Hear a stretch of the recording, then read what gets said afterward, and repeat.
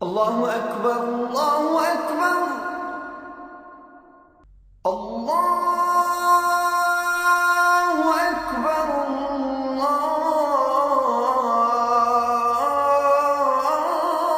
اللہ اکبر اشہد ان لا الہ الا اللہ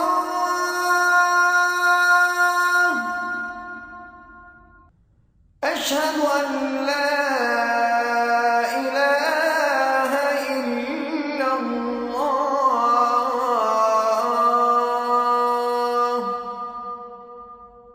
أشهد أن محمدا رسول. الحمد لله رب العالمين والصلاة والسلام على أشرف الأنبياء وسيد المرسلين نبينا وحبيبنا وقدوتنا وإمامنا محمد وعلى آله وصحبه أجمعين، أما بعد، فسبحانك اللهم لا علم لنا إلا ما علمتنا إنك أنت العليم الحكيم. اللهم علمنا ما ينفعنا وانفعنا بما علمتنا وزدنا علما نافعا وعملا صالحا یا رب العالمین. قابل احترام معزز بھائیوں، عزیز ساتھیوں اور ہماری ماں اور بہنوں، یہ درس نمبر 17 ہے، باب الاذان کا درس نمبر 17 ہے. سابقہ درس میں یہ حدیث پیش کی گئی تھی، حدیث نمبر 18، باب الاذان کی حدیث نمبر 18، حدیث عثمان ابن ابی العاص رضی اللہ عنہ کی. انہوں نے کہا یا رسول اللہ اجعلنی امام قومی، قال انت امامهم واقتدی باضعفهم واتخذ مؤذنا لا يأخذ على اذانه اجرا، اخرجه الخمسہ وحسنه الترمذی وصححه الحاکم. عثمان ابن ابی العاص رضی اللہ عنہ نے نبی صلی اللہ علیہ وسلم سے عرض کیا کہ اللہ کے رسول صلی اللہ علیہ وسلم مجھے میری قوم کا امام مقرر فرما دیجئے. تو آپ صلی اللہ علیہ وسلم نے کہا تم ان کے امام ہو. پھر آپ نے اور نصیحتیں دی، یعنی نماز میں امامت کے لیے، اور ایسے ہی قبیلہ ثقیف کا بھی امیر بنا دیا آپ صلی اللہ علیہ وسلم نے انہیں. آپ نے یہ بھی بتایا ان میں سے سب سے زیادہ کمزور کو اپنا نمونہ بناؤ، اس کی ابھی وضاحت ہوگی انشاءاللہ. اور مؤذن ایسے آدمی کو مقرر کرو جو اذان کہنے کی اجرت نہ لے. اس حدیث کے جو راوی ہیں ان کے بارے میں بیان کیا گیا، حدیث کی تخریج تفصیل سے بیان کی گئی. بات اب پہنچی اس حدیث میں جو الفاظ ہیں، جن الفاظ کی وضاحت اب میں کرنے جا رہا ہوں. سب سے پہلا جملہ انہ قال یا رسول اللہ اجعلنی امام قومی، اے اللہ کے نبی ہمیں ہماری قوم کا امام مقرر کر دے. آپ صلی اللہ علیہ وسلم نے کہا انت امامہم. انت امامہم اس سے مراد کیا ہے؟ انت امامہم، ہاں تم ان کے امام ہو، آپ ان کے امام ہو.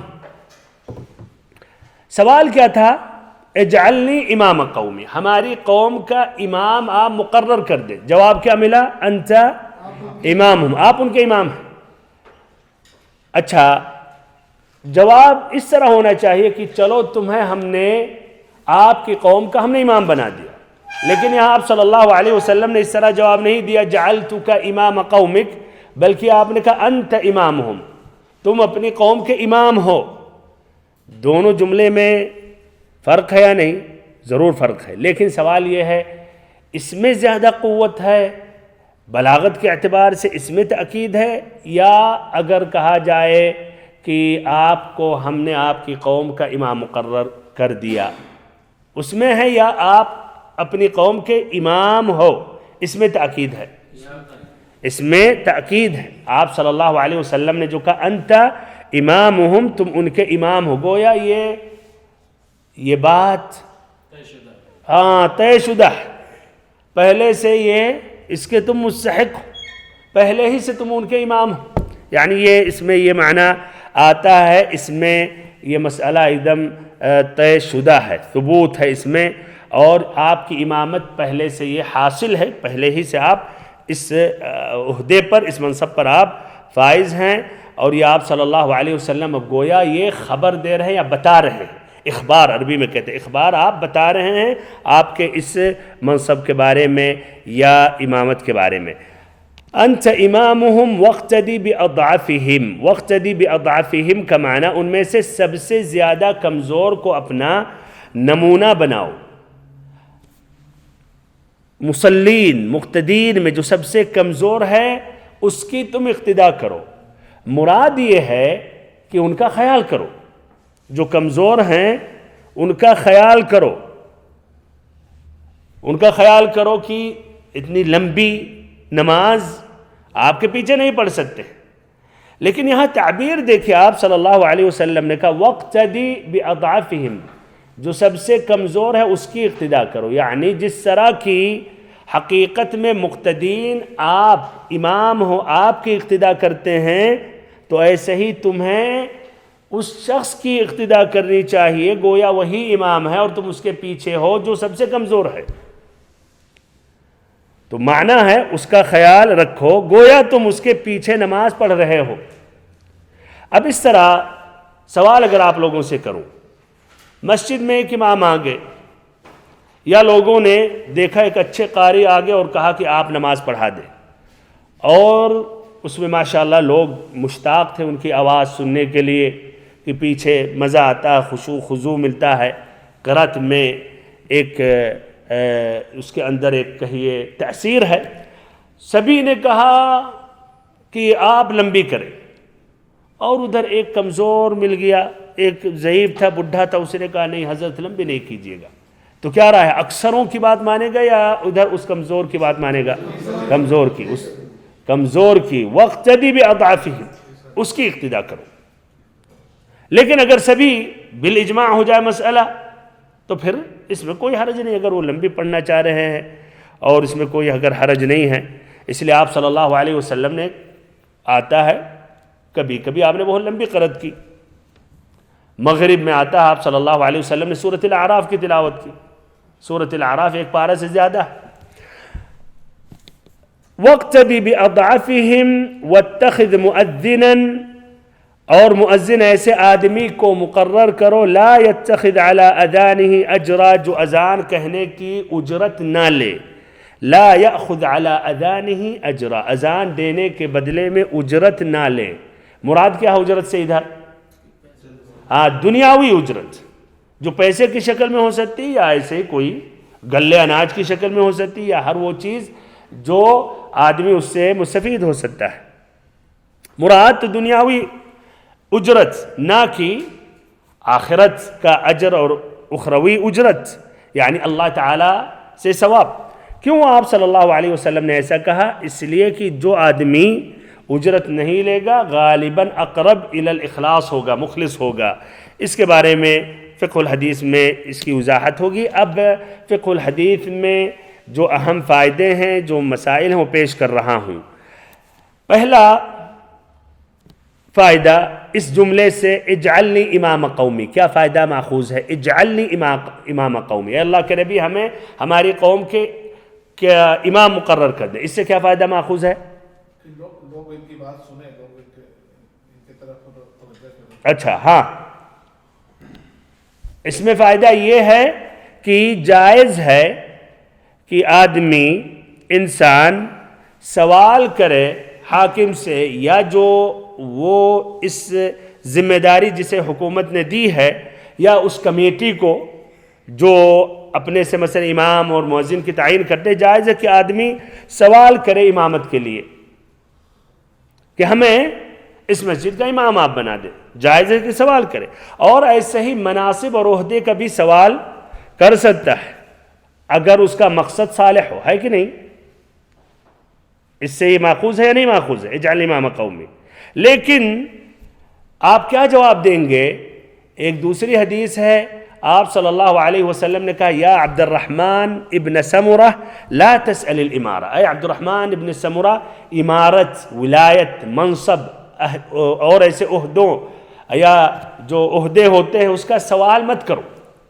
تو کیا رہا ہے بھائیو؟ دو حدیثیں آ گئی، تو کیا جواب دیا جائے گا اس کا؟ تو جواب اس کا یہ ہے کہ یہ جائز ہے اصل.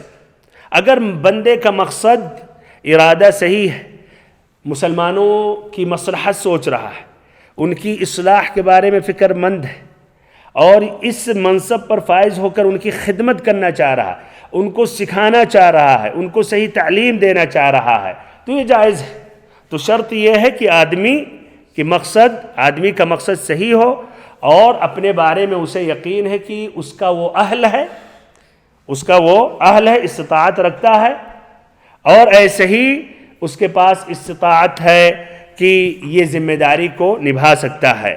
اور اس کی دلیل قرآن میں بھی سورۃ یوسف میں ہے، کیا آیت ہے؟ قال اجعلنی علی خزائن الارض انی حفیظ علیم۔ یوسف علیہ السلام نے سوال کیا، کیسے سوال کیا؟ مجھے وہاں کا یہ بنایا، کیا بنایا جائے؟ خزانے کا، خزانے کی ذمہ داری دی جائے، جیسے وزیر مالیہ، اس کی ذمہ داری کا انہوں نے سوال کیا۔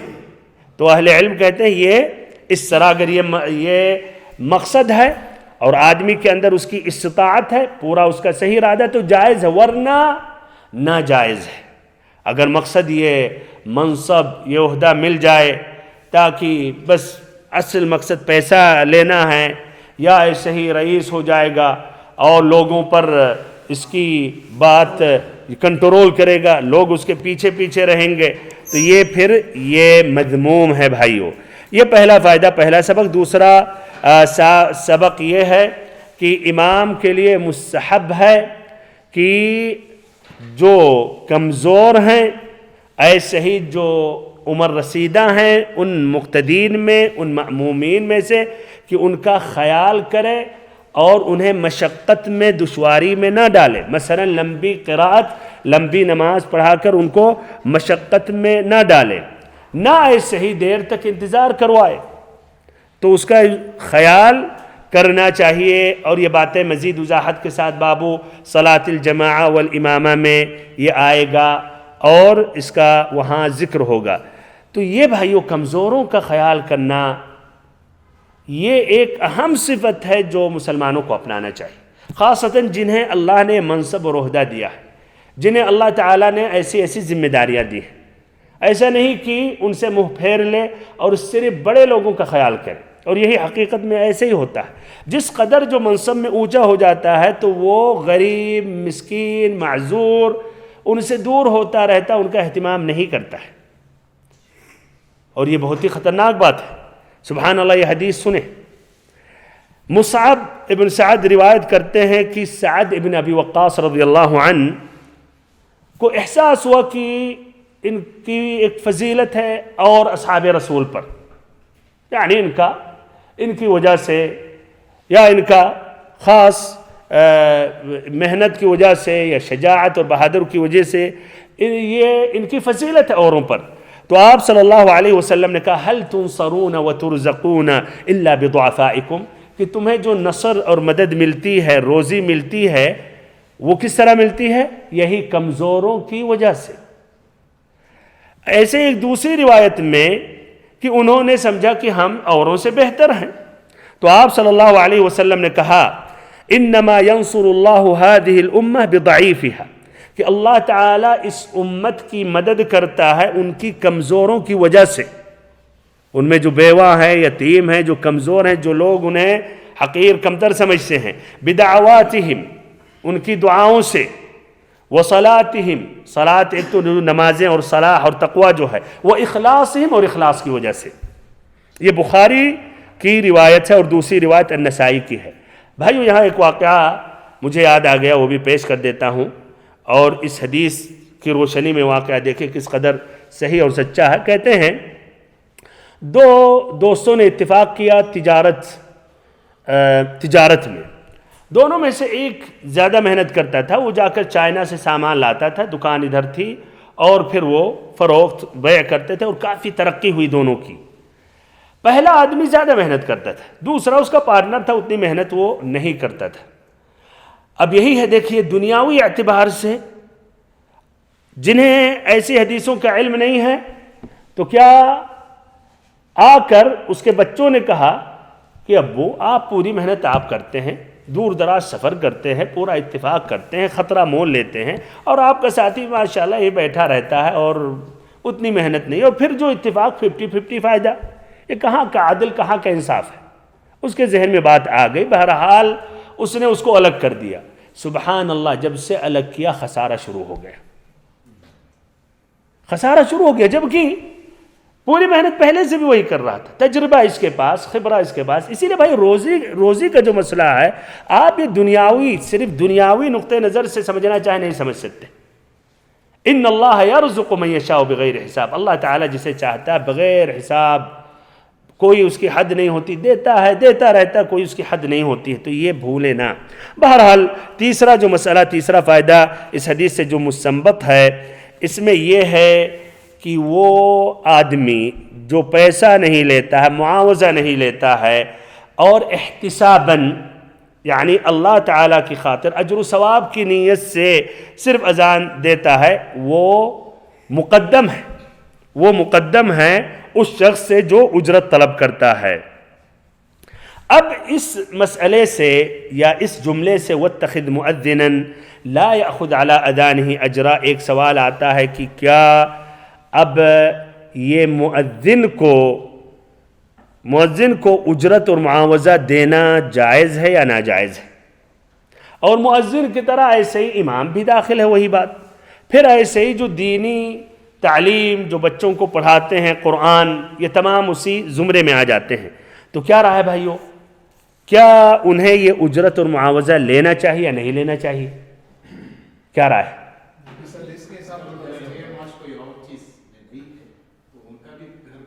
اچھا، اس حدیث کے روشنی میں پہلا قول یہ ہے کہ انہیں اجرت اور معاوضہ نہیں لینا چاہیے، اور یہ کئی اہل علم کا قول ہے. اس میں جو احناف کے علماء گزرے ہیں، پرانے جو علماء ہیں، وہ اسی کے قائل ہیں کہ ان دینی مناصب پر اجرت اور معاوضہ نہیں لینا چاہیے. بندے کا مقصد صرف اور صرف اللہ کی رضامندی ہونی چاہیے. ظاہر بات ہے اب جہاں تک گزر بسر تو وہ یہ کہتے ہیں کہ اور ذریعہ آدمی کو اپنانا چاہیے، لیکن یہ خالصاً اللہ تعالیٰ کے لیے یہ کرنا چاہیے اور اس کے لیے محنت کرنی چاہیے. اور یہی مشہور ہے حنابلہ کے بھی نزدیک، شافعیہ کے بھی نزدیک. ابن حزم نے کہا. اچھا، ان کی دلیل کیا ہے اس حدیث سے؟ یہی الفاظ وَاتَّخِذْ مُؤَذِّنًا لَا يَأْخُذْ عَلَىٰ أَذَانِهِ أَجْرًا. نبی اکرم صلی اللہ علیہ وسلم نے اس حدیث میں ترغیب دلائی کہ ایسے مؤذن کو منتخب کرو جو اذان کے بدلے میں اجرت اور معاوضہ طلب نہ کرے. تو اس کا مفہوم یہ ہوا کہ وہ مؤذن جو اجرت اور معاوضہ طلب کرے تو اسے مقرر نہ کرو. تو اس طرح کہتے ہیں کہ جو اجرت اور معاوضہ لے تو اس کو نہیں رکھنا چاہیے، اور اجرت اور معاوضہ طلب نہیں کرنی چاہیے. پھر ایسے ہی کہتے ہیں نمبر 2 کہ اذان دینا اس کا مقصد اللہ کا تقرب حاصل کرنا ہوتا ہے. تو جو آدمی اجرت طلب کر رہا ہے تو اجرت طلب کرنے سے اجر ضائع ہو جاتا ہے، اجرت طلب کرنے سے اجر ضائع ہو جاتا ہے. پھر ایسے ہی اور جو اس مسئلے میں دلیلیں ہیں کہ اللہ تعالیٰ وہی عمل قبول کرتا ہے جو خالصاً اللہ تعالیٰ کے لیے وہ عمل ہوتا ہے، اور جو دنیاوی مقاصد کے لیے ہوتا ہے وہ عمل مقبول نہیں ہوتا ہے. یہ پہلا قول. دوسرا قول کہ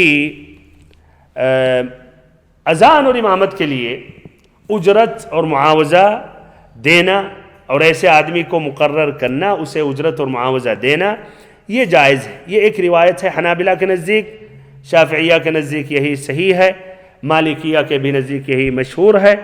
کہتے ہیں اس لیے کہ اذان ایک واضح ایک وظیفہ ہے، مقرر عمل ہے، تو اس کے بدلے میں اجرت لینا اس عمل کے مقابل میں کوئی حرج نہیں ہے. پھر اس طرح یہ کہتے ہیں کہ گزر بسر کا جو مسئلہ ہے کہ تاکہ وہ آسانی سے ان کی اور ان کی فیملی کا گزر بسر ہو جائے.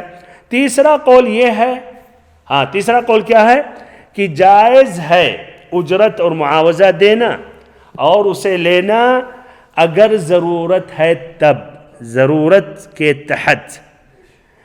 مثلا لینے والا اس کے اور ذریعے معاش نہیں ہے، محتاج ہے، تاکہ اس کے ذریعے اللہ کی عبادت کر سکے، گزر بسر ہو. آدمی کھائے گا، پیے گا، گزر بسر ہوگا، رہنے کی جگہ ہوگی، تبھی تو اللہ کی عبادت کر سکتا ہے. یا ایسے ہی بغیر کھائے پیے سوئے روڈوں پر رہتے ہوئے زندگی گزار دے مسجد ہی میں.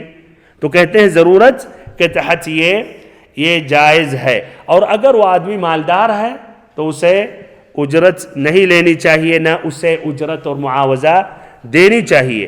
یہ قول احناف کے جو متأخرین علماء ہیں ان کا قول ہے، اور حقیقت میں اسی قول کے بنا پر آج اہل علم کا فتویٰ بھی ہے تقریباً تمام عالم اسلام میں، اور یہی حنابلہ کے بھی نزدیک ایک قول ہے، اور یہ شیخ الاسلام ابن تیمیہ نے بھی اسی کو راجح قرار دیا. اور انہوں نے کہا کہ مسلمانوں کے لیے مختلف ان کے احیاء میں، ایریوں میں، مختلف مساجد کے لیے ضروری ہے امام اور مؤذن رکھنا، اور حقیقت میں بغیر معاوضہ، بغیر اجرت دیے ہوئے یہ مشکل ہے اتنے مساجد میں کہ آپ کے پاس امام اور مؤذن رہیں، وہ بھی مناسب. اس لیے کہ جب اگر مقصد ہو اللہ کی رضا مندی کے لیے مکمل طور پر، تو لوگوں کا کوئی حساب کتاب نہیں ہوتا ہے، کبھی آئے کبھی ڈھیلے پڑ گئے. اسی لیے کہتے ہیں کہ یہ ضروری ہے تاکہ ان کی پکڑ ہو سکے. اور غالباً جہاں احتساب خالصاً اللہ تعالیٰ کے لیے بات ہوتی ہے تو وہاں اتنا ٹائم آدمی نہیں دے پاتا، اپنے اور کاموں میں بزی ہو جاتا ہے یا چھوڑ کے چلا جاتا ہے. تو بہرحال ان تینوں قول میں سے کون سا قول راجح ہے؟ پہلا ناجائز، دوسرا جائز ہے، اور تیسرا جائز ہے ضرورت کے وقت. کون سا؟ تیسرا قول یہ راجح ہے، ضرورت کے تحت یہ جائز ہے. اور یاد رہے اگر بیت المال سے مقرر کر دیا گیا یا اوقاف سے مقرر کر دیا گیا کہ یہ امام کے لیے تنخواہ مؤذن کے لیے ہے، تو ادھر لینے میں کوئی حرج ہے، ادھر لینے میں کوئی حرج نہیں ہے. اس لیے ابن قدامہ کہتے ہیں وَلَا نَعْلَمُ خِلَافًا فِي جَوَازِ أَخْذِ الرِّزْقِ عَلَى الْأَذَانِ، کہ اس مسئلے میں ہمیں کوئی اس مسئلے میں اختلاف نہیں ہے کہ یہ راتب یا وظیفہ لینا یہ جائز ہے. تو اگر بیت المال سے یہ مقرر کیا گیا، جس طرح کہ یہاں بہت سے ملکوں میں الگ بھائیوں ایک وزارت ہوتی ہے مساجد کے لیے، اور حکومت کی طرف سے اور لوگوں کی طرف سے بہت سے اوقاف ہوتے ہیں، ان اوقاف کے پیسے آتے ہیں کس کے لیے؟ ان مساجد کے لیے، اور اس میں امام اور مؤذن کے لیے. تو اس میں لینے میں ایسی حالت میں کوئی حرج نہیں ہے بإذن اللہ عز و جل. اب ادھر ایک بات یہ ہے، آدمی کو اس طرح لینا تعلیم قرآن، دینی تعلیم کے لیے، امامت اور اذان کے لیے یہ لینا جائز ہے، خاصتاً اگر وہ حکومت کی طرف سے یا ایک منظم کمیٹی کی طرف سے انہوں نے اس کو مقرر کیا ہے، ان کے لیے اوقاف ہے، تو یہ جائز ہے. لیکن اب ادھر اس کے بارے میں کیا رائے ہے؟ اگر وہی امام وہی مؤذن شرط اب لگائیں، زیادہ طلب کرے اور اپنے شروط رکھے، اس کے بارے میں کیا رائے ہے؟ اور ایسے ہی آج بات بڑھتی ہوئی چلی جاتی دعات کے بھی مسئلے میں، تقریر کے لیے جاتے ہیں آج تو کبھی کبھی انہیں وہ جو بلانے والے ہوتے ہیں وہ ترتیب دیتے ہیں، وہ مثلا ہدیہ دے دیتے ہیں بغیر شرط لگائے ہوئے. یہ ہدیہ لینا اس کا کیا حکم ہے؟ یہ لے سکتے یا حرام ہے؟ اچھا لے سکتے ہیں. اور شرط لگانا کہ ہاں ہم آنے کے لیے تیار ہیں، لیکن ہماری شرط یہ ہے نمبر 1 کہ کم سے کم 4 اسٹار ہوٹل میں ہمیں وہاں ٹھہرنا ہے، کسی کے گھر پہ یا مسجد میں وہاں نہیں ٹھہرنا. دوسری شرط کھانے میں یہ ہونی چاہیے. تیسری شرط ہمیں یہ جو ہے اے سی میں مثلا ٹرین وہاں سہولت نہیں جہاز کی، اس سے ہمیں اس کا دینا ہے فرسٹ کلاس اے سی کا. اور نمبر 4 اس کے اوپر ہمیں 30,000 چاہیے، 50,000 چاہیے، جس طرح لوگ ان کو بھاؤ دے دیں. جس طرح آج یہ اور میدان میں چلتا ہے، فٹ بال کے دنیا میں ایک پلیئر کی کتنی ہوتی ہے، کتنے تو ملین گھنٹوں کا ان کا حساب لگتا ہے بھائیو. $50,000 بیٹھے بیٹھے ملتا ہے. حساب لگائیں آپ ان کا، ایک منٹ پر وہ ملتا ہے جو ہم سبھی کو پورے ایک مہینے میں ایک سال میں نہیں ملتا ہے. بہرحال ایسے ادھر بھی حساب کتاب کیا رہا ہے شرط لگانا، یہ ناجائز ہے، یہ حرام ہے. اور یہ غور سے سن لیں وہ دعات، اور انہیں شرم کرنی چاہیے، حیا ہونی چاہیے. کچھ حیا بھی کچھ چیز ہوتی ہے. تو یہ بغیر شرط کا مل گیا تو کوئی حرج نہیں. اس کی دلیل عمر رضی اللہ عنہ کی دلیل حدیث کان رسول اللہ صلی اللہ علیہ وسلم یعطینی العطاء کہ آپ صلی اللہ علیہ وسلم ہمیں عطیہ دیتے تھے, ہدیہ دیتے تھے, مال دیتے تھے. فاقول اعطیہ من هو افقر الیہ منی, اے اللہ کے نبی آپ ہم سے جو زیادہ حقدار ہے, فقیر ہے, اس کو آپ دے دیں. تو آپ صلی اللہ علیہ وسلم نے کیا جواب دیا؟ یہ قاعدہ بہت مہم ہے اس میدان میں. خذہ اذا جاءك من هذا المال شيء وانت غير مشرف ولا سائل فخذه والا فلا تتبعه نفسك, کہ لے لو اس مال میں سے اگر آ گیا اور تم خود اس کے لیے امید نہیں رکھے تھے, نہ تم سوال تم نے کیا تھا یا کیے تھے, تو لے لو. اس کے علاوہ پھر تم کیا, اگر ایسا تو لے لو, ورنہ اس کے علاوہ کیا, پھر تم اس کے بارے میں امید مت رکھو, خواہش مند مت رہو, توقع اور امید نہ رکھو, لالچ نہیں رکھو. اس سے منع کیا گیا. اور یہاں ڈائریکٹ شرط لگاتے ہیں بھائیوں, اللہ المستعان. امام احمد رحمہ اللہ, دیکھیں ان سے بات ایک دم کلیئر ہو جائے گی کہ یہ شرط لگانا ناجائز ہے. ان سے سوال کیا گیا کہ ایک امام رمضان کی تراویح پڑھانے کے لیے آیا اور اس نے کہا کہ میں تراویح پڑھاؤں گا, لیکن ہماری شرط یہ کہ ہمیں اتنا درہم چاہیے, تعین کر رہا ہے, یعنی رمضان کے اخیر میں آخری دن تراویح میں کہ ہم تراویح پڑھائیں گے بکذا وکذا درہمن. امام احمد نے کیا کہا؟ اسأل اللہ العافیہ, اللہ تعالی ہم سبھی پر رحم کرے, معاف کرے. من یصلی خلف ھذا, کون اس کے پیچھے نماز پڑھے گا؟ میں ادھر کہتا ہوں کون ایسے مسلمان ہیں ایسے مقررین کی تقریریں سنتے, اور پھر میں نہیں جانتا ہوں کیسے آپ متاثر ہوتے. تاثیر ختم ہو جاتی ہے. بہرحال میں ان سے سوال کر رہا ہوں, آپ کیسے آپ سنتے ہیں جو آپ جانے 50,000 کی شرط لگایا ہوا ہے. بہرحال اللہ المستعان, اللہ المشتکا. ادھر ایک مزید وضاحت کے لیے بات واضح ہو گئی, لیکن تب بھی کر رہا ہوں کہ تاکید ہے, ویسے آ گئی باتوں میں. اگر کچھ مسلمان ایک مسجد کی انہوں نے ذمہ داری لے لی, آپس میں انہوں نے اتفاق کر لیا, پیسے چندہ جمع کر رہے ہیں, پھر انہوں نے امام اور مؤذن کو متعین کیا اور تنخواہ پر رکھیں, تو کیا رائے ہے؟ جائز ہے دینا اور انہیں لینا یا نہیں؟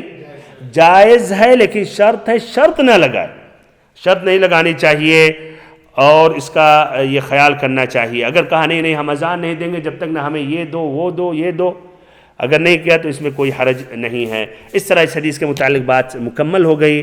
بارک اللہ فیکم لحسن استماعکم وجزاکم اللہ خیرا. سبحانک اللہم وبحمدک لا الہ الا انت نستغفرک ونتوب الیک. وصلی اللہم وسلم وبارک وانعم علی عبدک ورسولک محمد.